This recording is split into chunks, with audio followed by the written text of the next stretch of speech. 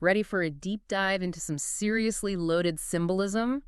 We're going to unpack the swastika and how one author links it to, get this, Christianity and white identity. Oh, we are going deep with this one. Buckle up. Huh. The author's own journey starts with a purchase, a Russian icon, but not your typical saint or anything. This icon, it's shaped like a swastika. Talk about a statement piece, right? Like, what's he trying to do there? Get a rise out of people. He even admits, straight up, his first thought was to make people uncomfortable. But, and this is key, it goes beyond just shock value, right? I mean, think about the imagery. An Orthodox church calendar, a symbol of faith, laid out on a swastika. It's jarring. Yeah. It forces you to deal with that symbol head on. And that push and pull he sets up, it bleeds into his whole thing with faith. He talks about this pull he feels, or orthodoxy, like he finally found something real, and he compares it to, you guessed it, the pull of the swastika. Yeah, it's almost like he's grappling with both, trying to square them in his own head. He even mentions this quote, someone calling the swastika the political equivalent of Satanism. Yeah. So, like, he's not downplaying the weight of it. So then why the fascination at all? He brings up this idea of young boys having a Nazi phase, like his professor said. Is he onto something there? Something deeper? It's that whole forbidden fruit thing, right? Especially Sure. when you're young, figuring things out. But he doesn't let that overshadow the bigger point. The swastika, it didn't start with Hitler. It wasn't his invention. And it wasn't stolen from Hinduism like some people think. He really pushes back on that, doesn't he? He points to this Benedictine monastery where Hitler was younger, suggesting that was the inspiration. It's a bold claim, for sure, whether you buy it or not. But it underscores his main point, right? The swastika, it's not a simple good versus evil story. This symbol, it's got a long past, used by tons of cultures way before the Nazis got their hands on it. He even talks about the Navajo, for example, saying it might have represented the Big Dipper, the passage of time, similar to how it's used in Hinduism. So it's more like this shared cultural thing crossing all these boundaries throughout history. Exactly. And he uses this term, Aryan, and ties it into this idea of a shared heritage, cultural and ethnic, going way back, even before Christianity. Mainly he's talking about Europeans, though, and that's wading into some dicey territory right there. Dicey's putting it mildly, but he's trying to separate, right? Hitler's messed up version of Aryan from this bigger historical picture. I'm not saying Hitler was right, more like he plugged into something old with roots deeper than we realize. And to prove that point, he goes beyond Nazi Germany. He brings up examples like Romania, even Russia. It's like he's piecing together this puzzle, right? How the swastika was woven into the very fabric of these places. So in Romania, it's a royal symbol on uniforms, money, you name it.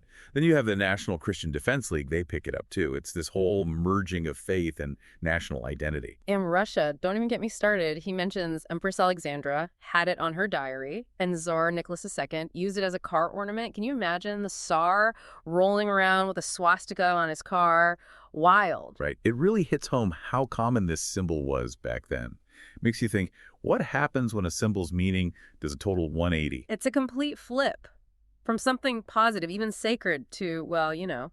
But hold on, he doesn't stop there. He goes even further, talking about how Christianity has this history of adopting stuff from other cultures, symbols, rituals, the whole nine yards. It's like a baptism of traditions, he says. What do you make of that? It shows how adaptable religion can be, you know? I mean, look at Christianity itself.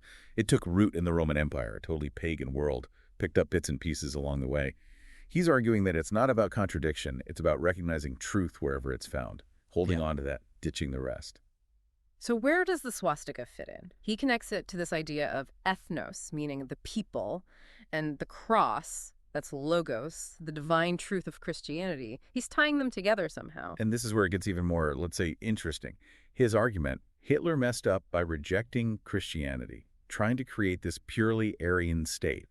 And that separation, he says, that was Hitler's downfall. It's true. He does acknowledge how complex Hitler's relationship with religion was. He even points out that some Christians, Orthodox Christians especially, they saw Hitler as like the lesser of two evils compared to, say, the Bolsheviks. It reminds me that history's messy, never black and white. Totally. And this leads into, gotta be honest, one of his most controversial points. The swastika, he says, is a symbol of whiteness.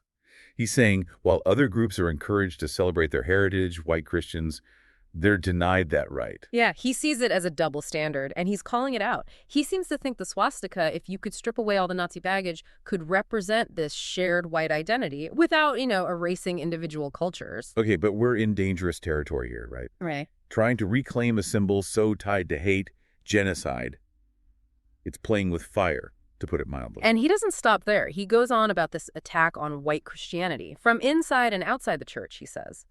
This whole picture of a faith under siege, losing its values, being replaced by something shallow. It's this anxiety about change, isn't it? Fear of losing something central to your identity. We see that a lot in these discussions about culture, demographic shifting. And for him, it seems tied to this idea of white influence declining. Like he's, I don't know, mourning a world where his worldview was the dominant one. And that fear, that sense of loss, it leads him to, well, I'm not going to sugarcoat it, his most provocative, most unsettling point.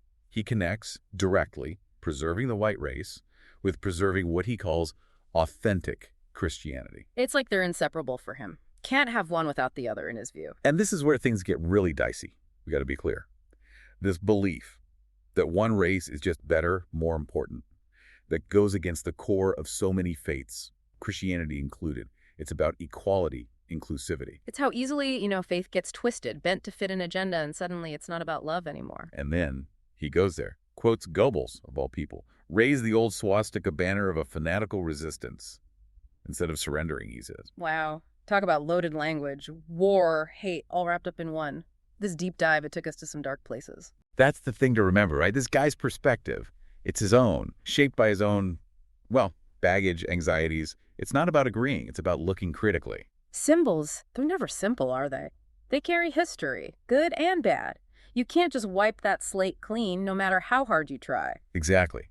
We went through history, symbolism, some really troubling ideologies. It's a good reminder, right? Think critically. Question everything. Get different viewpoints. This was just the tip of the iceberg. So if something here got you thinking, keep digging. Question everything. Most importantly, keep that mind open. That's what these deep dives are all about.